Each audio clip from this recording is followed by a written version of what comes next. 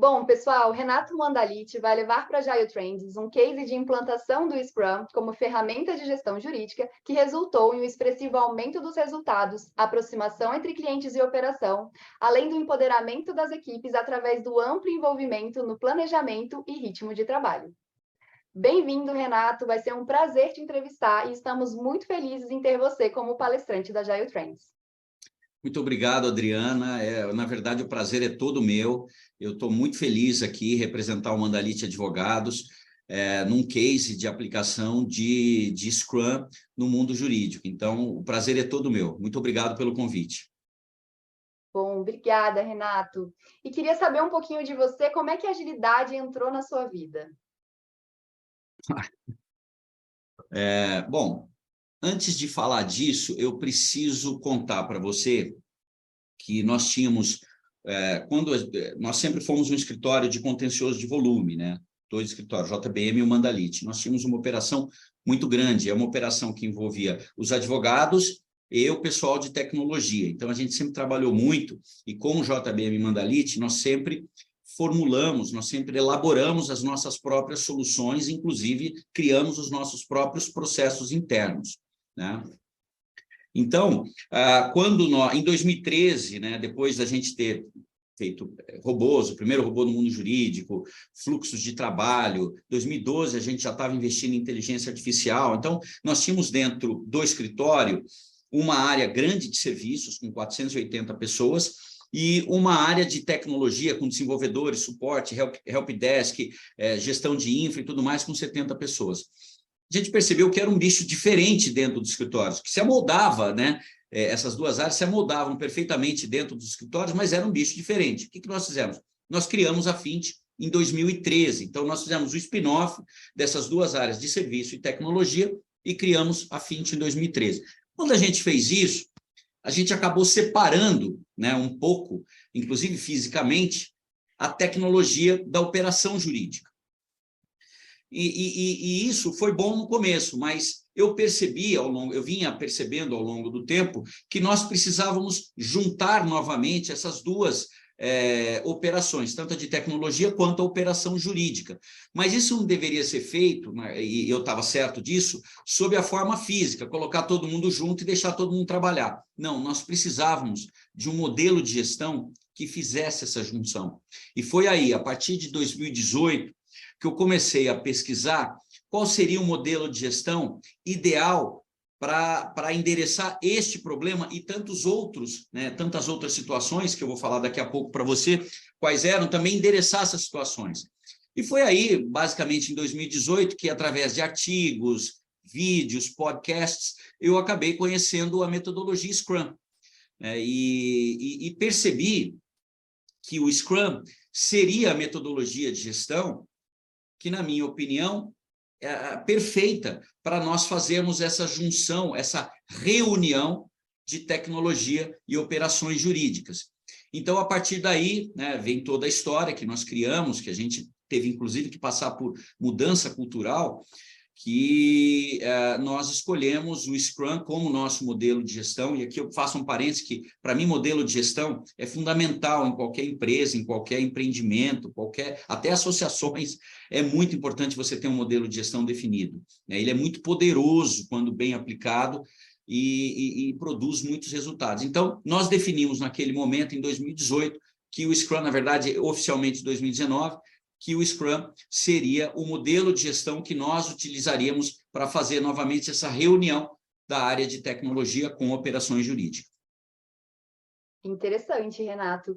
E quando você trouxe essa ideia desse novo modelo de gestão, que desafios que vocês tinham no escritório antes, né, da implementação desse novo modelo de gestão? Pois é, Adriana, eram exatamente essas outras situações que nós tínhamos também, que eu acreditava piamente que o Scrum fosse capaz de endereçar de maneira efetiva, né? Então, nós tínhamos, naquele momento, eu contei para você, né? Quer dizer, eu contei parcialmente, mas deixa eu fazer um recuo no tempo. Nós trabalhávamos sob a forma de esteiras de trabalho. Então, nós tínhamos os advogados numa espécie de linha de produção, focando em determinadas atividades. Então, nós tínhamos esteiras que faziam tratamento de ações novas, nós tínhamos esteiras, até hoje, né, que tratam, que fazem tutela, né? Temos esteiras que cuidam de obrigações de fazer liminares, temos esteiras que cuidam de encerramento e temos esteiras que cuidam de auditoria. Enfim, tem uma série de atividades divididas por esteiras. Só que esse método de trabalho, né, e vamos lembrar que isso vem desde 2008, já havia mais de 10 anos que nós trabalhávamos dessa forma. Na verdade, esteiras vem em 2012, tá? A gente começou por célula e depois mudou para esteiras em 2012. Então, já havia alguns anos, pelo menos uns 6, 7 anos, de modelo de trabalho de esteiras. E esse modelo de trabalho é comando e controle, né? Justamente o oposto do que é o Scrum. Então, em função desse modelo de trabalho, comando e controle, nós tínhamos, lógico, como eu falei, a tecnologia distante do negócio, mas, além disso, nós tínhamos esses desafios, né? Uma liderança impositiva, comando e controle, dependência. O que eu quero dizer com dependência? As pessoas, para tomar uma decisão, elas iam subindo a escala, até chegar no sócio. Então, os sócios tomavam todas as decisões, praticamente. Claro, em todas é modo de dizer, mas a maioria das decisões que havia uma certa controvérsia subia para o sócio, subia para o coordenador, subia para o gerente, subia para o diretor, subia para o sócio. Então, todo mundo ficava na dependência. Vamos ver o que o sócio vai dizer, o que ele falar, a gente faz. Então, esse para nós era um problema, né? As pessoas não tinham autonomia. Em função disso, a equipe era desmotivada, porque ela só fazia o que mandava, né? Claro que eu estou exagerando um pouco aqui, tá? Mas eu estou dando ênfase nos problemas para você entender, para os nossos ouvintes aí, quem estiver assistindo, entender onde é que o Scrum também ajudou, né? Então, a equipe estava desmotivada, as pessoas estavam na zona de conforto, né? Estavam fazendo aquilo que sabiam fazer, não havia muita inovação naquele processo de trabalho, eu fazia, se eu não soubesse, eu passava para cima. E o tamanho e a diversidade da nossa organização era também um desafio importante, que a gente precisava unir as pessoas de maneira a que elas se organizassem a tomar melhores decisões e produzir resultados melhores. Então, esses eram, além da junção da tecnologia com operações jurídicas, eram os desafios adicionais que nós tínhamos naquele momento. Interessante, Renato. E, assim, desafios que todos os escritórios enfrentam, né? De certa forma. Sem dúvida, em maior ou menor intensidade, mas principalmente escritórios que trabalham com contencioso de volume, eles certamente têm esse desafio. E qualquer atividade que envolva repetição, certamente tem esse desafio, né? Certamente tem esse desafio. Com certeza, Renato. Bom, e eu tenho certeza que esse novo modelo de gestão, né, trouxe vários benefícios, e eu queria que você contasse um pouco para a gente quais foram os benefícios da implantação do Scrum no seu escritório. Tá. Bom, a gente está no processo, né, Adriana? Não é uma chave que você liga, né, e que começa a falar, agora amanhã já é Scrum, tá? Então não é bem assim, né? Mas eu acho que, como benefício, e eu não digo que foi uma consequência, eu digo que foi até um pré-requisito, nós tivemos que passar por um processo de mudança de cultura, tá? Nós tínhamos como eu disse a você, uma cultura, que era uma cultura forte de produtividade, de entrega, de resultado, mas muito baseada no comando e controle, muito hierarquizada. E o Scrum, né, aquela essência por trás do Scrum é exatamente o oposto, é descentralização, com responsabilidade, mas descentralização. Então, você tem ali, quando você começa a implantar o Scrum, e essa é uma das grandes dificuldades, a pessoa que estava acostumada naquele comando e controle, ela se vê com a possibilidade de tomar decisões, ela tem autonomia para tomar decisões, e isso assusta as pessoas. Parece que não, mas assusta. Todo mundo fala, não, eu quero. Quando você dá para ela autonomia, ela assusta, né? E além disso, né, para ela, tendo autonomia para tomar decisões, ela começa a produzir mais resultados, né? Ela se sente empoderada para isso, né? Então, da autonomia vem o empoderamento. E do empoderamento, quando ela se sente empoderada, ela vê que as decisões que ela está tomando estão surtindo bons efeitos, ela vira protagonista. Então, essa trilha, né, de autonomia, empoderamento e protagonismo, ela é muito a essência do Scrum. E eu sabia, todos nós ali, a direção do escritório sabia que a gente precisava de um processo de transformação cultural para poder implantar o Scrum. porque senão não adianta, senão você está tentando combinar coisas que não são combináveis. Então, antes do Scrum, por isso que eu digo, é um benefício que vem antes, a gente fez um processo de criação, de revisitação do nosso propósito, né? O nosso propósito hoje como escritório é simplificar o mundo jurídico, simplificação, que também está na essência do Scrum, e saímos com um set novo de valores que tem a ver com agilidade, com liderança, com pensamento crítico, comunicação aberta, enfim, uma série de valores que também estão na base dessa nova metodologia e que, no fim, representam essa nova cultura que a gente também está no processo de mudança, que é essencial para a implantação dessa metodologia que é o Scrum. Então, esse é um benefício que talvez veio antes, né, mas foi importante, foi muito importante a gente fazer isso. Nós revisitamos até as nossas marcas para adequá-las a essa nova cultura. Nós nos tornamos mais ágeis, e isso é um processo também. As pessoas começam a pensar de maneira mais ágil, começam a se questionar aquilo que estão fazendo. Será que o que eu estou fazendo aqui tem uma forma diferente de fazer, mais fácil, mais simples e com melhor resultado? Acho que esse foi um benefício importante. As pessoas começam a pensar assim.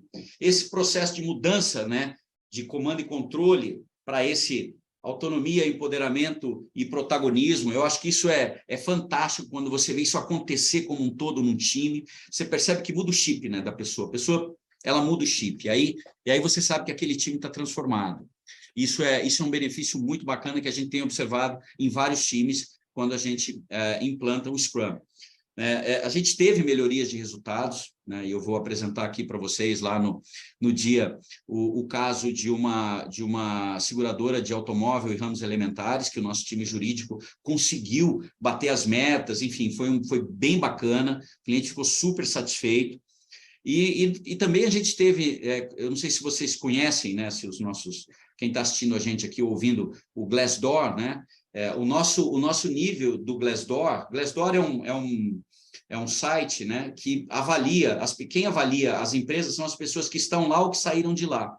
O nosso nível lá, de 0 a 5, era 2,4, nós subimos para 4,2, né, em 2 anos. Então, foi muito bacana, graças principalmente à implantação dessa nova metodologia. Eu acho que, como um item final, o modelo foi muito bem recebido pelos clientes, porque hoje os nossos clientes também estão nessa pegada de implantação do Scrum nos departamentos jurídicos. E o nosso movimento, né, que de certa forma foi novamente um movimento precursor, né, nessa indústria tradicional, que é a indústria jurídica, ele foi ao encontro daquilo que os clientes estavam fazendo e da própria metodologia, da linguagem que os clientes começaram a usar de um tempo para cá, né? Então, esse nosso movimento também foi muito bem recebido pelos clientes, Adriana. Muito legal, Renato. Interessante perceber esse envolvimento, né? O cliente precisa realmente estar perto para ele entender e ver valor no que a gente está fazendo de diferente. Ouvindo você falar um pouquinho das habilidades, né, de pensamento crítico, de ágil, o Fórum Mundial Econômico elencou, né, as habilidades dos profissionais do futuro e está lá, autogestão, que é o que a gente aprende com Scrum, pensamento crítico, tudo isso que você trouxe para a gente. E concordo totalmente, né? A gente tem que mudar a cultura, tem que mudar o mindset antes de começar a implementar qualquer coisa dentro de qualquer instituição. Se a gente não mudar essa parte primeiro, não fazer essa transformação cultural, realmente fica difícil a implantação. Sem dúvida. Né? E falando dessas dificuldades, que desafios você encontrou pelo caminho, Renato? Você teve, não sei, os advogados tiveram uma resistência, né? O advogado, ele resiste um pouco, né, à inovação. Na hora que você chegou com essa ideia de nova gestão, de implantar o Scrum, como é que foi isso dentro do escritório? Olha, Adriana, você é advogada como eu e você praticamente já respondeu a pergunta, né? Verdade. Só com a sua expressão, você já respondeu a sua pergunta. Bom, vamos lá. A gente começou a implantar o Scrum em 2019, tá? Mas assim, não é que... a gente... Não, primeiro processo de treinamento, cursos, a gente montou uma plataforma que a gente chama Saber Mais, onde nós criamos várias trilhas, né, de conhecimento, de conteúdo, treinamos todo mundo online e foi engraçado que a gente começou o treinamento na pandemia, né? A gente contratou um consultor que ele falou que eu nunca fiz online esse treinamento, principalmente numa empresa tão grande, né, numa organização tão grande quanto a de vocês, né? Nós éramos, na época, quase 1.000 pessoas. Então, fizemos o treinamento, 1.000 pessoas online, já estava em pandemia, né? Eu tinha a seguinte situação, ou espera a pandemia passar, ou vamos tentar algo novo, que é fazer online. Não, nós vamos tentar algo novo, vamos fazer online. Então, foi isso que a gente fez. A gente foi online, deu certo, né? Claro que melhor se tivesse sido presencial, mas esse foi um grande desafio que a gente teve que enfrentar no começo, né? Então, a gente promoveu esse treinamento online para todo mundo, foram algumas semanas de treinamento, depois nós criamos essa plataforma Saber Mais e todo o conteúdo que a gente faz hoje, inclusive Management 3.0, todo o treinamento que a gente dá para os nossos advogados, para os nossos líderes também, fica todo acumulado nessa plataforma. Então, quem tiver dúvida, vai lá, quem entra na empresa faz um onboard, tem que fazer alguns treinamentos específicos ali. Isso tudo para dizer que a gente começou em 2019, no meio da pandemia, tá? Então, já foi dificuldade. Na tecnologia, na nossa operação de tecnologia, a gente já tinha o ágil implantado, porque fazia parte da nossa estratégia trazer um CTO à época que ele era muito forte no ágil. Então, na tecnologia, ele começou a implantar. Eu precisava, e aqui coisa de advogado, né? Viés de advogado. Eu precisava ver na prática como funcionava antes de começar no jurídico, porque a gente sabe, se você mexe no jurídico, numa operação nervosa, intensa, como é de contencioso de volume, e com uma estratégia errada, a possibilidade de resultados terríveis é muito alta, né? A probabilidade é muito alta. Então, eu falei, deixa eu ver como é que funciona na tecnologia e a gente vai fazendo pequenos experimentos depois, a gente aprende na tecnologia e a gente vai fazendo pequenos experimentos no jurídico, devagarzinho, para a gente ir entendendo.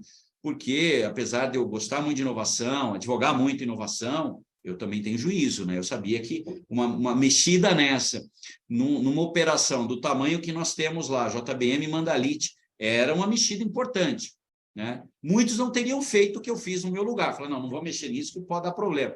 Mas eu acho que, não só eu, como toda a nossa equipe lá de liderança, teve muita coragem, né, para fazer essa mudança, né? E a coragem, como toda virtude, é tímida, né? Às vezes aparecem mais os defeitos que as virtudes, mas a gente conseguiu passar por isso. Agora, obviamente, né, além dessas dificuldades de ordem genérica, nós tivemos também dificuldades específicas, né? E qual foi uma grande dificuldade? A cultura anterior de comando e controle, ela era muito forte, né? Era um time muito voltado à produção, à entrega, à produtividade. Não, vamos fazer. Não, vamos fazer diferente. O cara não quer fazer, porque ele já está entregando ali, então ele não quer mudar aquele modelo de trabalho, porque vai dar trabalho, vai exigir esforço, vai envolver risco, e ele não está afim de tomar aquele risco, porque ele quer entregar o resultado. Então, essa cultura de comando e controle era muito forte, e é por isso que a gente começou com mudança cultural. Novos valores, nova forma de pensar. Eu sabia que não muda da noite para o dia. A gente ainda, para você ter uma ideia, a gente ainda se encontra no processo de mudança de cultura, né? Você tem pessoas que assimilam mais rápido e tem pessoas que demoram mais. E não adianta, cada um tem o seu tempo, né? E você tem que saber conviver com isso e ir levando, mas sempre para frente, né? Sempre para frente. Eu dizia, vamos devagar porque nós temos pressa. Então, era aquela coisa que tinha que caminhar sempre.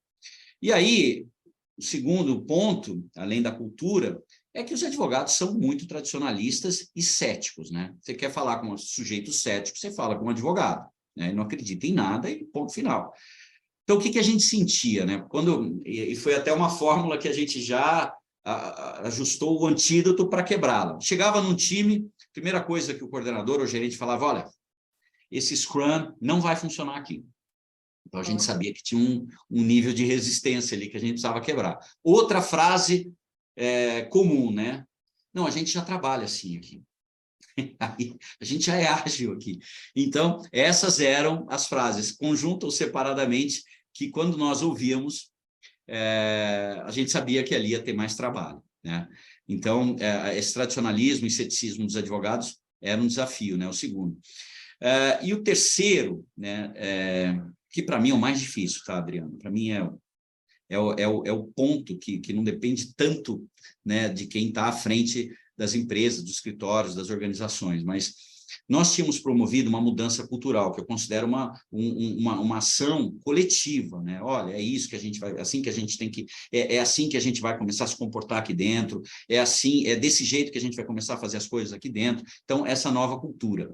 Mas o problema ocorre no individual, na cabeça das pessoas, no mindset, né? E essa mudança de mindset em cada advogado, para mim, é o que é mais difícil de acontecer.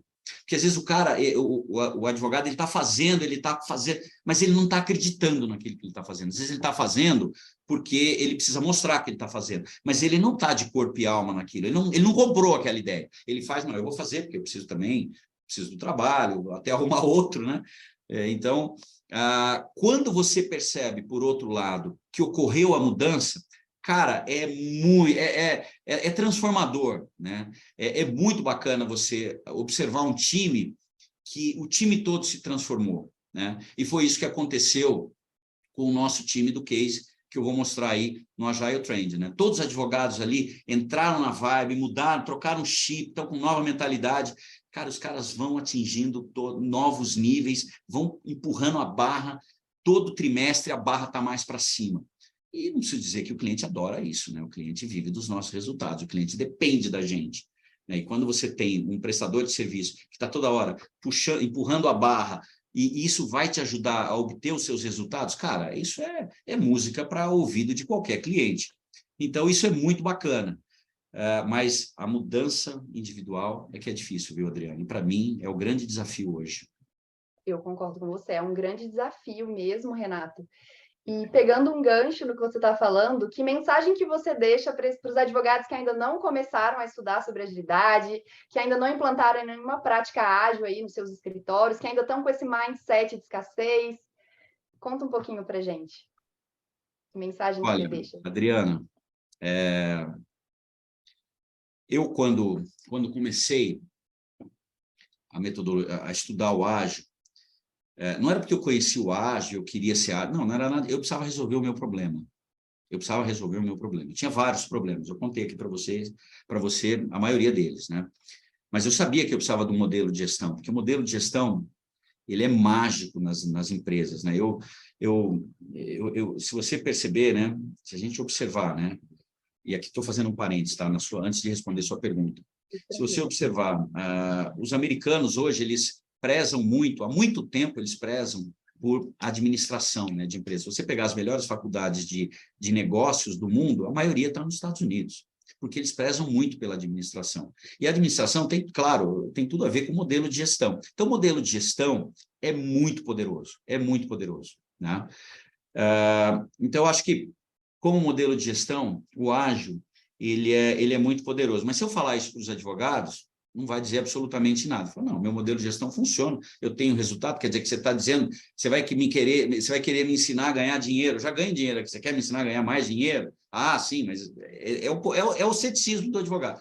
Eu diria a você que o Scrum, ele funciona tanto para gestão de projetos, e eu achava no início que só funcionava melhor para gestão de projeto, mas não é verdade. Ele funciona praticamente para todas as atividades que são desenvolvidas dentro de um escritório de advocacia ou departamento jurídico. Então, ele funciona para gestão de projetos e ele funciona também para execução de projetos, tá? Principalmente para execução de projetos. Hoje, para ser sincero com você, eu não uso o Scrum, eu falei de gestão, mas na verdade eu estava querendo dizer execução de projetos, tá? Eu uso o PMO tradicional para fazer a gestão de projetos, mas execução de projetos, o Scrum funciona, e isso eu achava que sempre funcionou, mas ele funciona também para condução de processos judiciais e administrativos. Fala, mas peraí, eu tenho um sistema aqui que funciona, eu conduzo, mas na medida que você tem o time que trabalha com aquela carteira, e o time começa a rodar mais aquela carteira, começa a colocar os OKRs, né, trimestrais, né, porque o OKR é uma outra ferramenta importantíssima, né? Você começa a colocar os OKRs trimestrais para aumentar encerramento, aumentar improcedência, acabar com um caso antigo, encerrar caso antigo, e você começa a medir isso toda sprint, ou seja, a cada 14 ou 15 dias, você está medindo isso, cara, isso é poderosíssimo. Poderosíssimo. Esse é um modelo de gestão muito diferente da gestão tradicional que os advogados, que os escritórios de advocacia fazem sobre a sua carteira de processos, né? Ah, então qual que é a gestão? Ah, vai sair publicação, você vai fazer. Quando o cliente pede relatório, você manda para ele. Ah, tem campanhas de encerramento, tal, você vai meio passivamente, né, sendo conduzido por aquilo que o cliente quer que você faça para que ele precisa atingir os resultados dele. Quando você tem o Scrum, você inverte um pouco essa ordem. Você começa a propor para o cliente soluções que você está enxergando aqui, que estão funcionando na prática e que o cliente pode também utilizar em outras carteiras com outros escritórios. Faz parte do jogo, né? A melhoria está aí para todo mundo ver, transparência total, né?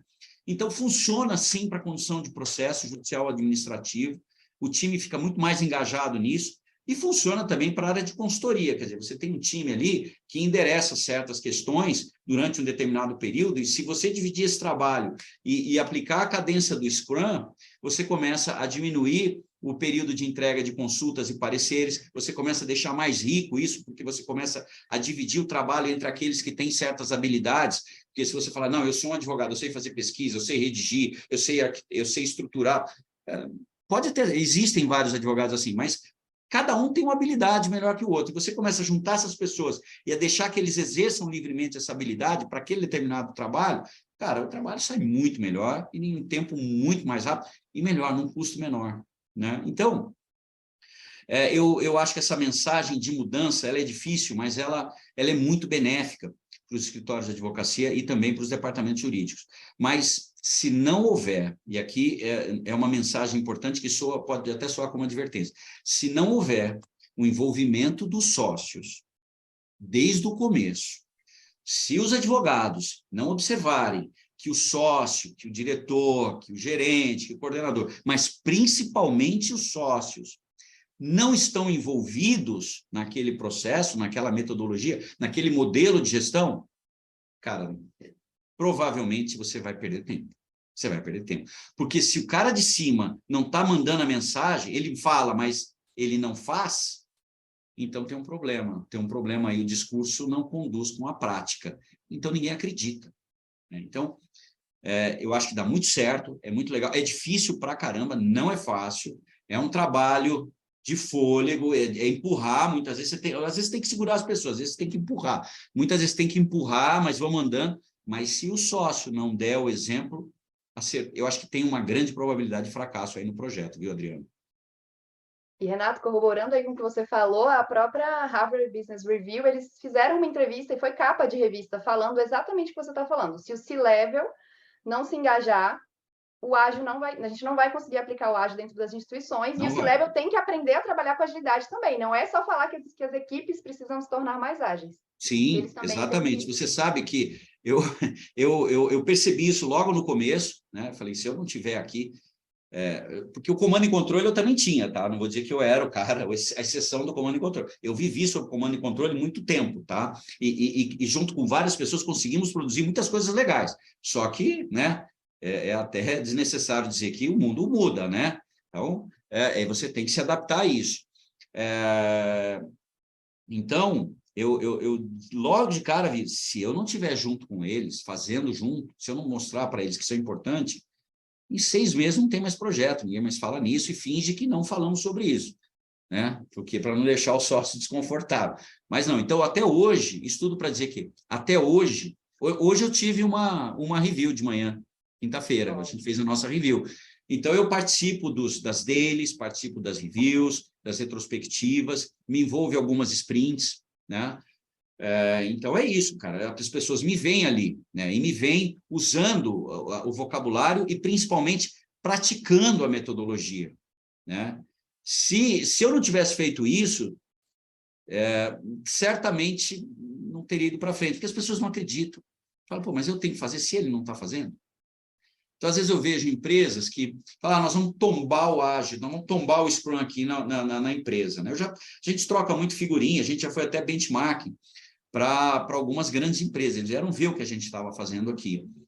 E aí eu vejo, mas como é que é isso? O pessoal que está trabalhando, os times estão aí, e a diretoria? Não, tem as reuniões dela, mas eles não mudaram, eles não estão trabalhando no Scrum? Não, mas lá é diretoria, eles não querem. Difícil, né? Mas nós vamos mudar na diretoria, mas se vocês não mudarem, vocês querem que o resto mude? Como é que você pode falar, muda aí porque eu quero continuar igual? Não dá, né, Adriano? Não cola, né? Difícil. Então, tá certo, eu não conhecia essa pesquisa da Harvard Business Review, mas se o C-Level, se os sócios não darem o exemplo, né, de adoção da metodologia, dificilmente quem trabalha com eles vai engajar, vai embarcar numa dessa.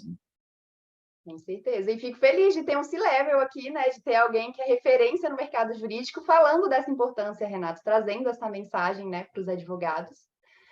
Muito obrigado. Obrigada. Eu sei que você já está acostumado a aparecer em grandes eventos jurídicos, mas queria saber um pouquinho de você, como é que são as expectativas para participar do maior evento de agilidade do Brasil e, né, falar um pouquinho de como é que você está se sentindo com a sua participação na Agile Trends.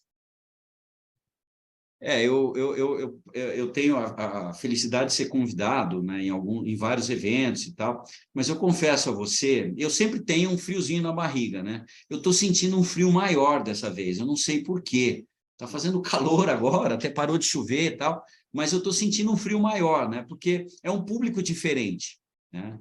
Então, eu estou muito animado, e esse frio na barriga é muito bom, porque traz uma responsabilidade, né, muito grande, porque é uma turma, eu não estou falando para quem, eu já estou falando, eu estou pregando para catequizado, para evangelizado, né? Então, eu estou muito ansioso e feliz aí, ansioso para receber as perguntas, né? Eu espero que o trabalho que eu vou falar lá, né, o meu conteúdo, que é um pouco do que eu falei aqui, né, e que seja interessante para esse público do Agile, né? Aqui não é necessariamente um público jurídico, eu espero poder transmitir essa mensagem, mas, sobretudo, estou muito orgulhoso pelo convite, porque conhecia já o Agile Trend, conheço o alcance, né, que o Agile Trend tem no Brasil e também fora do Brasil, e como eu disse a você, né, a ansiedade é muito grande e o frio na barriga também é grande. Então, estou muito feliz de ter sido convidado e ansioso por esse momento, de poder interagir, trocar ideias, ouvir novas coisas, aprender, principalmente aprender, sabe? Ultimamente, o que eu tenho mais feito é aprender e tem sido muito bacana, muito legal. Ai, que bom, Renato. Nós também estamos muito felizes em receber você na Agile Trends. Queria te agradecer, Renato, pela presença, tanto aqui na entrevista quanto na Agile Trends. Estou ansiosa aqui também, quero ir lá te assistir e convidar aí todos os advogados do Brasil para virem para o Agile Trends agora, assistir. A gente tem uma trilha jurídica, né? Não tem só o Renato, vão ter outros palestrantes na área jurídica e esperamos todos vocês. Obrigada, viu, Renato, pela sua participação. Muito obrigado, Adriana. Foi um prazer e a gente se encontra lá. Quero ver o mundo jurídico participar desse mundo ágil. Vamos tomar o mundo ágil agora, jurídico tomando o mundo ágil. É isso aí. É isso aí, obrigada.